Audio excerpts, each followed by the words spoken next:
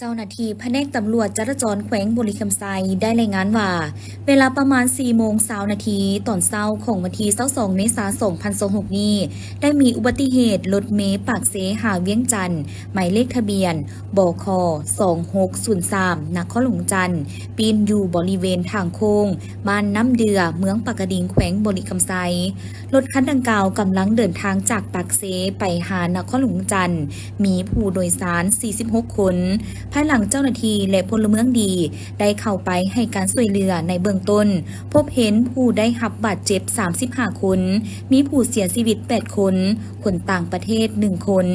ส่วนสาเหตุของการเกิดอุบัติเหตุครั้งนี้เจ้าหน้าที่รายงานตอนเกิดเหตุแม่นฝนตกทั้งมื่นและรถคันดังกล่าวแล่นไว้รถจึงเสียหลักปีนเองปัจจุบันยังอยู่ในขั้นตอนการสืบสวนสอบสวนขยายผลหาสาเหตุของอุบัติเหตุในครั้งนี้ซึ่งถือว่าเป็นอุบัติเหตุครั้งใหญ่ในประเทศของพวกเขาในปีนี้กองประชุมพบปะ2ฝ่ายเพื่อแลกเปลี่ยนการร่วมมือรอบด้านร่วมกันระหว่างการนำนครเวียงจันทน์นำโดยทานอาจสะพังทองศรีพันดรเลขาคณะบริหารงานภาคประธานสภาประชาชนนครเวียงจันทน์และการนำแขวงเวียงจันทน์นำโดยทานภูธนูเพชรไสสมบัติเลขาคณะบริหารงานพรรคแขวงประธานสภาประชาชนแขวงเวียงจันทน์ได้มีขึ้นในมื้อวันที่22เมษายนปี2026อยู่ที่องค์การปกครองนครเวียงจันทน์ในโอกาสนี้ท่านอาจสะพังทองศรีพันดรได้มีคำเห็นต่อพิธีว่าการเฮ็ดเวียกความกับการนำของแขวงเวียงจันทน์ในครั้งนี้แม้นมีความหมายสำคัญทั้งเป็นขีดหมายแห่งการร่วมมือทางด้านบุคลากรและการพัฒนาเศรษฐกิจสังคมระหว่างนครเวียงจันทน์และแขวงเวียงจันทน์ให้มีการพัฒนาไปพร้อมๆกันนครเวียงจันทน์และแขวงเวียงจันทน์เป็นแขวงที่ตั้งอยู่ภาคกลางคือกันมีเส้นเขตแดนเชื่อมต่อติดจอดกันเริ่มแต่แม่น้ำคลองหาสันภูเขาควายเป็นลวงยาวทั้งหมด202กิโลเมตรได้กำหนดเอาสันภูพนังป่าสงวนแห่งชาติเป็นเขตแดนลวงยาว33กิโลเมตรภูเขาควายเป็นเขตแดน17กิโลเมตรแม่น้ำงืมเป็นเขตแดน11กิโลเมตรนอกนั้นแม่นได้กำหนดเอาจอมภูหอมภูห้วยฮ้องหนองบึงและเส้นทางเป็นเขตแดน141กิโลเมตรนครเวียงจันทน์มีเมืองติดกับแขวงเวียงจันทน์3เมืองมี22บ้านคือเมืองสังทองมี3บ้านเป็นลวงยาว71กิโลเมตรเมืองนาไซทองมี8บ้านเป็นลวงยาว67กิโลเมตรเมืองไซธานีมี11บ้านเป็นลวงยาว64กิโลเมตรโดยรวมแล้วประชาชนทั้ง2แขวงมีมูลเชื้อการไปมาหาสู่มีการพัวพันด้านเวียกงานปกสปกสเวียกงานการค้าการลงทุนการท่องเที่ยวด้านเวียกงานก่อสร้างหากทางการเมืองเวียกงานพัฒนาชนบทแก้ไขความทุกข์ยากเวียกงานสร้างซึ่งกันและกันพนักงานระดับต่างๆขั้นนครเวียงจันทน์และแขวงเวียงจันทน์ก็เคยมีการพบปะแลกเปลี่ยนบทเรียนนำกันในระยะที่ผ่านมาพร้อมเดียวกันนั้นท่านยังได้นำเสนอสภาพจุดพิเศษทางด้านเวียกงานปกสปกสเวียกภาคพนักงานและเวียกพัฒนาเศรษฐกิจสังคมของนครเวียงจันทน์แต่ปี2026หาปี2020โดยสังเขปต่อกล่องประชุมได้รับทราบการพบปะกับแขวงเวียงจันทน์ในครั้งนี้ก็เพื่อเป็นการเสริมขยายสายพัวพันมิตรภาพและการร่วมมือระหว่างนครเวียงจันทน์กับแขวงเวียงจันทน์ให้มีความแน่นแฟ้นทั้งเป็นการสร้างความเข้มแข็งให้แก่องค์การปกครองขั้นท้องถิ่นของพวกเขาในโอกาสดังกล่าวท่านยังได้เสนออยากให้มีการร่วมมือรอบด้านเป็นโครงการระยะ5ปีแต่ปี2026หาปี2030นอกนั้นจึงผ่านขยายเป็นแผนการจัดตั้งปฏิบัติแต่ละปีของแต่ละแขนงการต้องได้เฮ็ดบทสัญญาการร่วมมือเป็นอันเฉพาะของแต่ละแขนงการในช่วงปีผ่านมานครเวียงจันทน์ก็ได้มีการร่วมมือเซ็นสัญญา MOU ร่วมกับบางกระทรวงและหลายแขวงภายในประเทศมีทั้งแขวงภาคเหนือภาคกลางและแขวงภาคใต้ส่วนใหญ่จะเป็นการร่วมมือทางด้านเศรษฐกิจและเวียกวัฒนธรรมสังคมแต่เฉพาะนครเวียงจันทน์กับแขวงเวียงจันทน์เสนอเป็นครอบร่วมมือรอบด้านฉะนั้นในครั้งนี้พวกเขาจะได้เฮ็ดบทสัญญาการร่วมมือเป็น2ฉบับหนึ่งเป็นสัญญาการร่วมมือรอบด้านและฉบับที่2จะเป็นสัญญาร่วมมือจัดตั้งปฏิบัติในแต่ละปีของบรรดาแขนงการนอกจากนี้ยังเสริมสร้างให้ประชาชนที่ตั้งถิ่นฐาน เฮือนซานบ้านซองที่มีเขตแดนติดกันระหว่างเมืองกับเมืองบ้านกับบ้านให้มีการร่วมมือกันที่ดีเป็นต้นด้านเวียกงานปกสปกสเกี่ยวกับการป้องกันเขตแดนร่วมกันในการต้านและสกัดกั้นการลักลอบตัดต้นไม้การบุกรุกป่าสงวนภูเขาควายปัญหาบุกรุกที่ดินปัญหายาเสพติดและอื่นๆที่ยังเห็นว่ายังบ่ทันมีความสงบด้านเวียกงานเศรษฐกิจสังคมระหว่างเมืองกับเมืองบ้านกับบ้านตามเขตแดนให้มีการพัฒนาเศรษฐกิจร่วมกันการปฏิบัติฮีตของประเพณีก็ให้มีการไปมาหาสู่กันบ่ให้มีการแยกต้องมีความสามัคคีเพื่อสร้างความเข้มแข็งร่วมกันเวียกงานการสร้างตั้งตะแสงติดพันกับเวียกงานก่อสร้างฮักทางการเมืองเวียกพัฒนาชนบทแก้ไขความทุกข์ยากและเวียกงานสามสร้างให้มีการแลกเปลี่ยนบทเรียนที่ดีร่วมกันทั้งหมดนั้นก็เพื่อสร้างความเข้มแข็งและการพัฒนาครอบด้านร่วมกันพร้อมกันสร้างความรุ่งเรืองสิวิไลก้าวไปด้วยกันจากนั้นก็ได้ลงนามบทบันทึกการร่วมมือรอบด้าน3ฉบับร่วมกันคือ 1. บทบันทึกการร่วมมือระหว่างคณะบริหารงานพรรคนครหลวงเวียงจันทน์และคณะบริหารงานพรรคแขวงเวียงจันทน์ลงนามโดยสหายอาจสะพังทองศรีพันดรเลขาคณะบริหารงานพรรคนครหลวงเวียงจันทน์และสหายภูธนูเพชรไสสมบัติเลขาคณะบริหารงานพรรคแขวงเวียงจันทน์ 2. บทบันทึกการร่วมมือระหว่างสภาประชาชนนครหลวงเวียงจันทน์และสภาประชาชนแขวงเวียงจันทน์ระยะปี 2026 หาปี 2030 ลงนามโดยประธานสภาประชาชนนครหลวงเวียงจันทน์และสภาประชาชนแขวงเวียงจันทน์ 3. บทบันทึกการร่วมมือระหว่างคณะกรรมการปกครองนครหลวงเวียงจันทน์และคณะกรรมการปกครองแขวงเวียงจันทน์ลงนามโดยท่านศิริราชทองสินทองเพ็งประธานคณะกรรมการปกครองนครหลวงเวียงจันทน์และท่านภูวงศ์บุญสู่ประธานคณะกรรมการปกครองแขวงเวียงจันทน์ในวันที่21 เมษายน 2026 นี้นำโดยทานรัตนาไสยะบันซาห้องประธานคณะกรรมการปกครองเมืองจำพรทั้งเป็นประธานคณะกรรมการต้านภัยพิบัติขัดเมืองพร้อมด้วยรักษาการหัวหน้าห้องการแห่งการและสวัสดิการสังคมเมืองและภาคส่วนที่เกี่ยวข้องได้ลงพื้นที่ตัวจริงเพื่อเยี่ยมยามถามข่าวและมอบเครื่องช่วยเหลือบรรเทาทุกข์ให้แก่ครอบครัวผู้ที่ได้รับผลกระทบจากเหตุการณ์ไฟไหม้เขื่อนที่เกิดขึ้นในวันที่ 7 เมษายน 2026 ที่ผ่านมาซึ่งเหตุการณ์ดังกล่าวได้สร้างความเสียหายอย่างมหาศาลให้แก่ประชาชนภายใน2บ้านคือบ้านนานกเขียนและบ้านไผ่ทางนี้ก็เพื่อเป็นการแบ่งเบาบรรเทาทุกข์และช่วยเหลือให้กับพี่น้องประชาชนมีบ่อนพักเสาชั่วคราวและมีเสบียงอาหารในการดำรงชีวิตจากนั้นท่านรัตนาไสยะบันซาพร้อมด้วยคณะได้มอบเครื่องช่วยเหลือที่จำเป็นที่หลากหลายหลายการเป็นต้นแม่นข้าวสารเครื่องใส่ครัวเรือนที่จำเป็นพร้อมทางวัสดุก่อสร้างประเภทสังกะสีและตะปูเพื่อช่วยในการซ่อมแปลงซ่อมแซมหรือปลูกสร้างบ่อนพักเสาชั่วคราวให้แก่ทั้ง3ครอบครัวโดยรวมมูลค่าการช่วยเหลือทั้งหมดแม่น12 ล้านกว่ากีบในโอกาสที่มีความหมายความสำคัญนี้ท่านรัตนาไสยะบันซา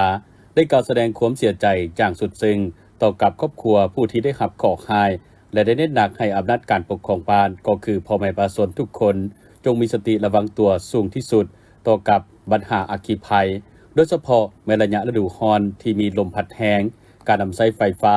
การดังไฟแต่งกลิ่นและการจูดขี้เหงื่อต่างๆต้องได้รับการกวดกาอย่างละเอียดก่อนออกจากเรือนเพื่อบ่ให้เกิดเหตุการณ์ที่น่าสลดใจแบบนี้ขึ้นเติมอีกพร้อมกันนั้นท่านจะได้ให้กำลังใจแก่ทุกครอบครัวให้มีความเข้มแข็งสู่สนผ่านพาอุปสรรคในครั้งนี้และเรียกร้องให้สังคมก็คือผู้ที่มีจิตใจศรัทธาเข้ามาช่วยเหลือเพิ่มเติมเพื่อช่วยให้ผู้ประสบภัยสามารถกลับมาใช้ชีวิตเป็นปกติโดยไฟ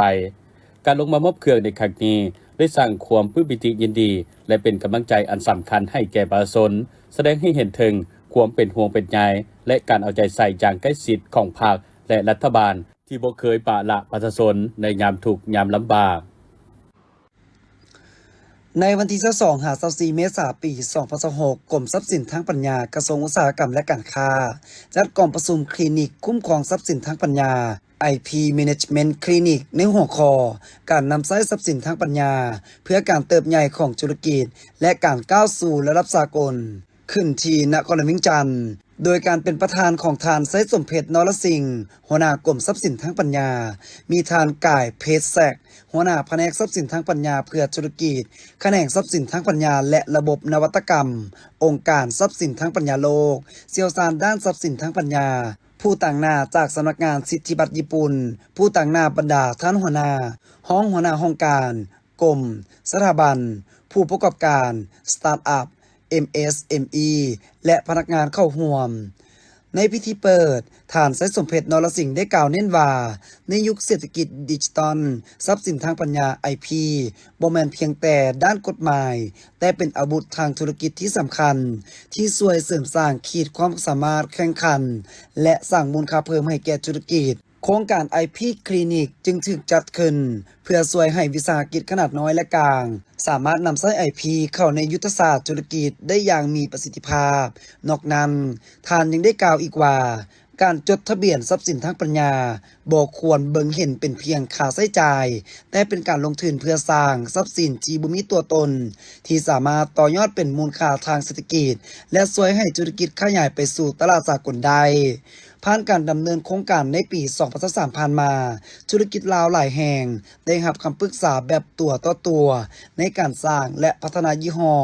เช่น The Penis Vientiane และ Keeps Louder พร้อมทั้งได้รับแผนยุทธศาสตร์ IP เฉพาะตัวนอกนั้นโครงการนี้ยังประสบผลสำเร็จในหลายประเทศโดยธุรกิจที่เข้าร่วมสามารถนำ IP ไปปกป้องนวัตกรรมและขยายตลาดได้ภายหลังสำเร็จกล่องประชุมจะมีการคัดเลือกธุรกิจเพื่อเข้าร่วมโครงการในระยะ 4 เดือนเพื่อรับการพัฒนาอย่างครบวงจรทั้งการให้คำปรึกษาการฝึกอบรมการสร้างเครือข่ายและการจัดทำแผนยุทธศาสตร์ IP เฉพาะสำหรับแต่ละธุรกิจการจัดกล่องประชุม IP คลินิกในครั้งนี้คาดว่าจะเป็นการยกระดับความรู้และเสริมสร้างศักยภาพให้แก่วิสาหกิจลาวในการนำใช้ทรัพย์สินทางปัญญา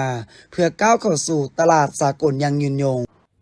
ท่านสมใจทรงจงเต็งห้องประธานแนวเล้าสั่งซาดนครหลวงจันทร์ได้ผ่านบทสรุปการจัดตั้งปฏิบัติแผนพัฒนาแนวเล้าสั่งซาดในระยะ5 ปีผ่านมาต่อกองประชุมใหญ่ผู้แทนแนวเล้าสั่งซาดนครหลวงจันทร์ครั้งที่9ซึ่งจัดขึ้นเมื่อบุรุษผ่านมานี่ว่าในระยะ5 ปีผ่านมาแนวเล้าสั่งซาดนครหลวงจันทร์สามารถยันได้ผลงานพ้นเด่นในหลายด้านโดยผลงานที่สำคัญประกอบมีคือได้สำเร็จการค้นคว้ากำหนดพลบทบาทสิทธิและหน้าที่ขององค์การแนวเล้าสั่งซาดขันนครหลวงและขันเมืองสุขยูการก้าเกียมและดำเนินกองประชุมใหญ่ทาง9 เมืองและขันบ้านอย่างสำเร็จผลได้ลงใกล้สิทธิติดแทศกับวัดว้าอาหามเก็บกำประวัติการเคลื่อนไหวและเข้าไปไกลเกลี่ยข้อขัดแย้งต่างๆระหว่างพระสงฆ์และอำนาจการปกครองระหว่างพระสงฆ์ด้วยกันและบรรเทาความบ่เป็นระเบียบเรียบร้อยจบงามอยู่บางบาทการสร้างครอบครัวและบ้านสามัคคีปองดองสามารถมอบใบยั่งยืนครอบครัวสามัคคีได้แล้ว 142,398 ครอบครัวเท่ากับ 88.62 ส่วนห้อยและบ้านสามัคคีปองดอง434 บ้านเท่ากับ 90.22 ส่วนห้อยพร้อมนั้นยังได้ประกาศเมืองนาไซทองเป็นเมืองปฏิบัติคำควรขบวนการสร้างครอบครัวและบ้านสามัคคีปองดองนอกจากนี้ยังได้หันพนักงานลงก่อสร้างหักฐานการเมืองกับทีและขบวนการรวมของนครหลวงจันทร์ได้ร่วมกับสมาคมร่วมมือร่วมใจ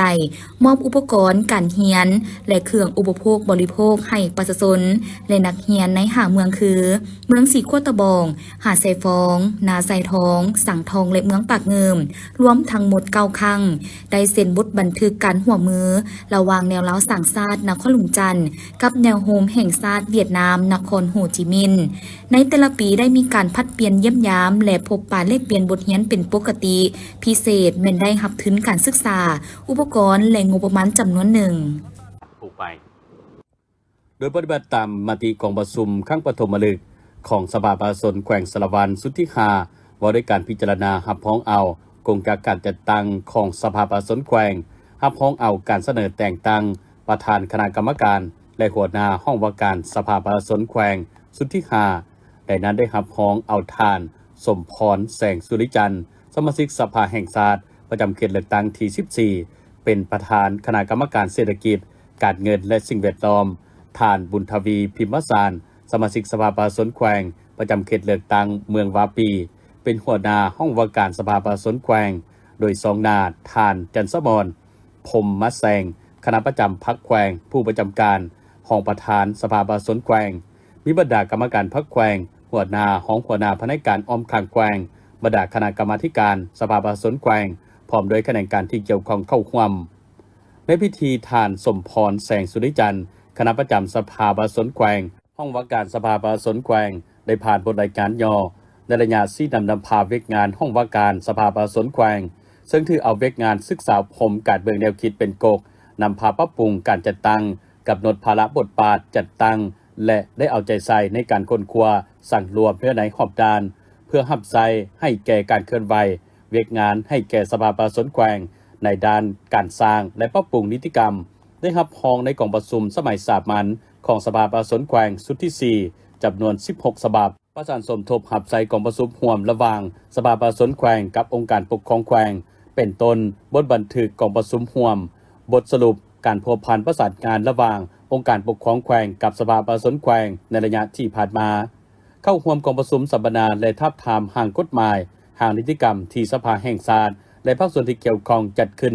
ตามการเชิญ19ครั้งประกอบมี45ฉบับห้องว่าการสภาประชาชนแขวงได้ประสานสมทบกับสภาแห่งชาติและคณะสมาชิกสภาประชาชนแขวงประจำเขตเลือกตั้ง8เมืองได้นำเอาเครื่องช่วยเหลือที่ระดมได้จากสังคมเป็นต้นเครื่องอุปโภคบริโภคอุปกรณ์การเรียนกีฬาเครื่องนุ่งห่มมอบให้แก่ผู้เรียนและประชาชนที่ทุกข์ยากอยู่ประดับเมืองต่างๆและมอบเครื่องช่วยเหลือให้กับประชาชนที่ถูกผลกระทบภัยน้ำท่วมและภัยพิบัติต่างๆรวมมูลค่าทั้งหมด1ตื้อกว่ากีบ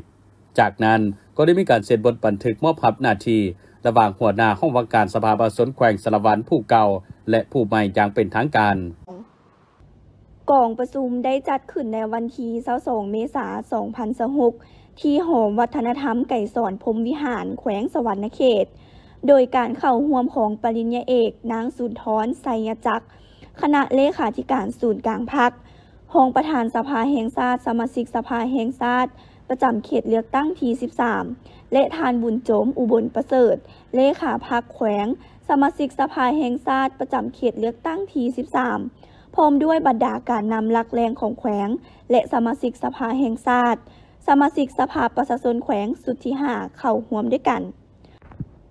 ทานกงแก้วมีวรจักรประธานสภาประชาชนแขวงสุดที่5ได้กล่าวสุนทรพจน์เปิดกองประชุม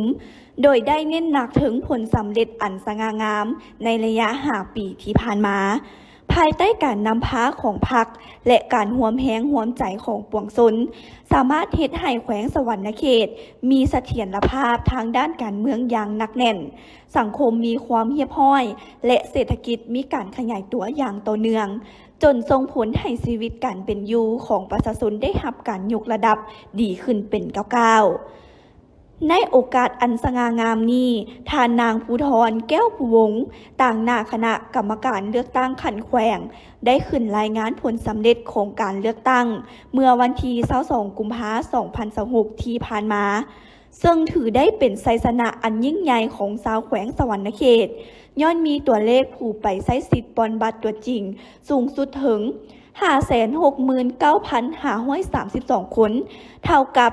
100ส่วนห้อยของจำนวนผู้มีสิทธิ์ปอนบัตรทั้งหมดโดยผ่านกองประชุมแมนได้ยั่งยืนการคัดเลือกสมาชิกสภาแห่งชาติประจำเขตเลือกตั้งที่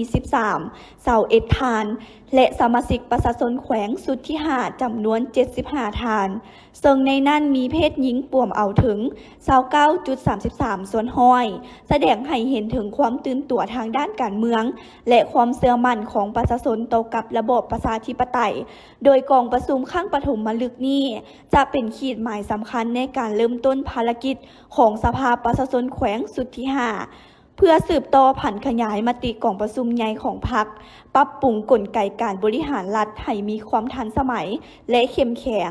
เพื่อตอบสนองต่อความเรียกร้องต้องการของการพัฒนาแขวงสวรรณเขตให้มีความรุ่งเรืองสิวิไลซ์ในต่อหน้าที่21เมษายน2026อยู่ที่ห้องว่าการแขวงหลวงน้ำทาได้เปิดบั้นกวดสอบสวยสาอากรประจำแขวงและรัฐวิสาหกิจน้ำประปาแขวง โดยการเป็นประธานของทานอินทา